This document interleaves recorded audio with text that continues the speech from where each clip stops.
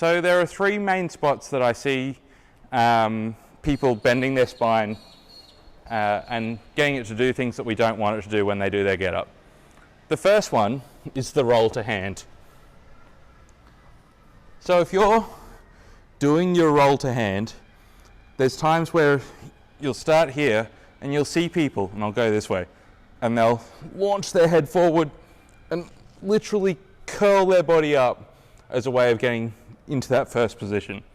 Instead of that, keep your spine long, keep your eye on the bell, push, and come up to that position, feeling the roll. I've done a whole bunch of videos on rolls, on this position of the get up.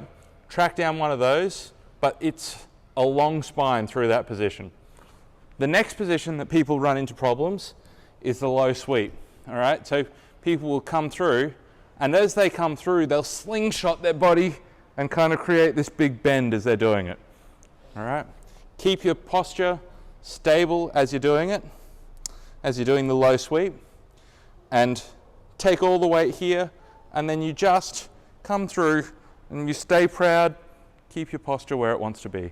Even if you're looking up at the bell, you're going to find that you can keep your spine largely intact.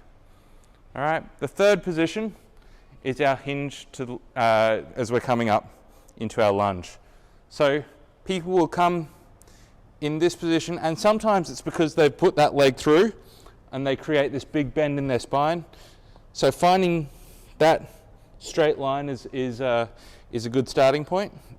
And I saw Peter Jankowski use a strip of masking tape recently as a way of finding that line. So hand, knee, and foot in a straight line, and if you can have something that can give you a visual reference, then that would be great.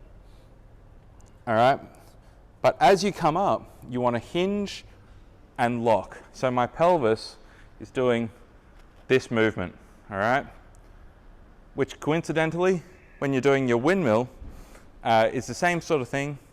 And as you windmill, you want to make sure that you're not folding your body over as you do it, but rather you're going to push your hips back and use the range that you can use where it's coming from the hinge.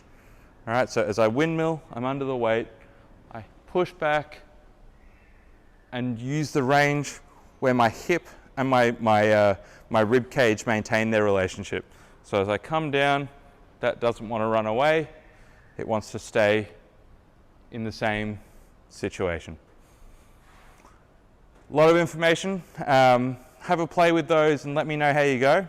If you have any other movements that you would like to see seen done in this sort of quick and dirty fashion, let me know.